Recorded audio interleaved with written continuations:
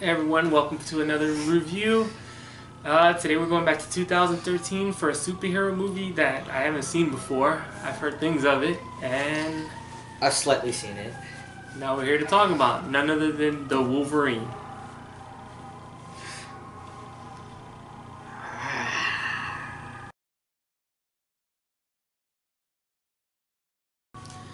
The Wolverine is a story. This takes place after X-Men 3: The Last Stand.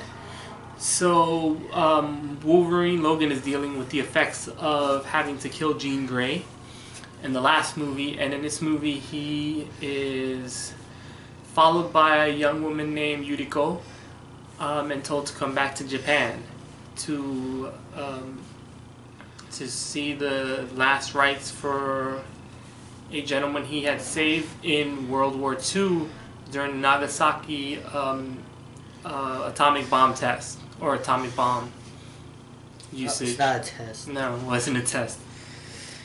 Why would they test a nuclear bomb on a city of Japan Well, they and kill 100 no, they kill hundreds of thousands of people.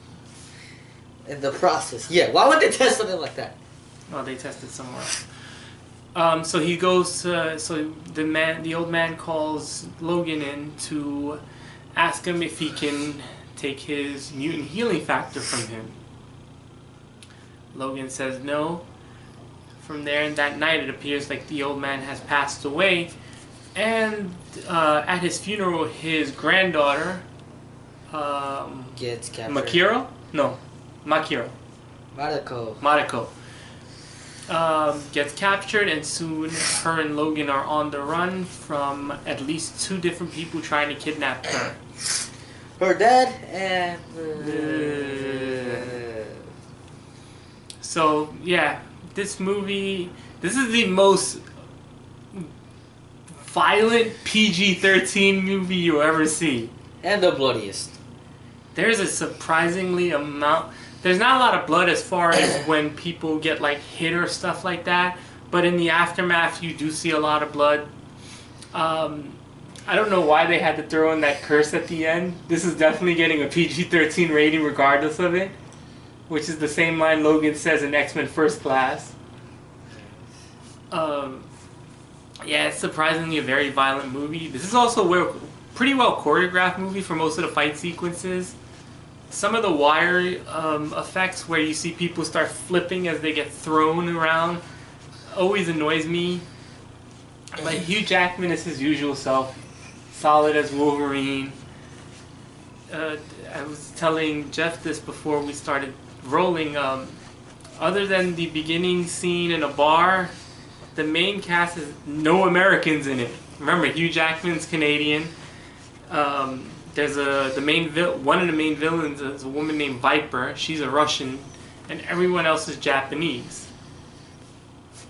So it's a Japanese, Canadian, Russian movie? Yeah. This movie is also directed by James Mangold, the guy who would go on to direct Logan last year, 2017. And I didn't think this movie was bad. This movie is pretty well done. They did something I liked. They used Viper's ability to make Wolverine more human. So even as he was fighting, he couldn't heal. Yeah, he couldn't heal, so he wasn't as invincible as he wanted to be. So it wasn't like the fights were inconsequential because you saw the damage. And even at one point he himself says, you know, I'm not healing the way I'm supposed to be healing.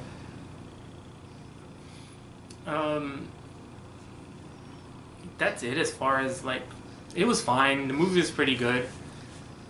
Anything you want to say about the good parts? Train scene was awesome. Oh, there's a fight on a bullet train.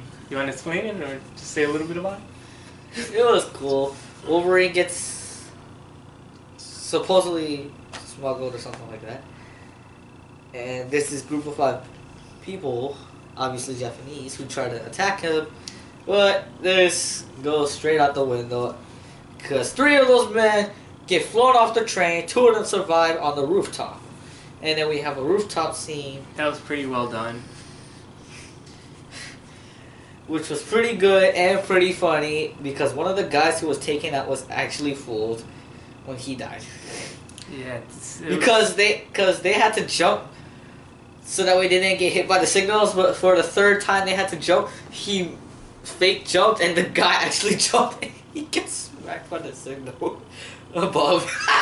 Yeah, and these are bullet. You have to remember these are bullet trains. These are moving 3 times as fast as the trains we're using here in New York, and they stop a whole lot less. So they really, Jesus Christ. Yeah. And as far as the bad goes, the bad guys is basically like half of the family for the 2 Japanese ladies. Like, I swear, all of the guys of the entire family decided to join Viper and betray them. Like, why? Because now the grandfather is dead, the brother is dead, the uncle is dead, and the father is dead. I guess we're doing spoilers here. Yes. As long as I'm around, there's spoilers.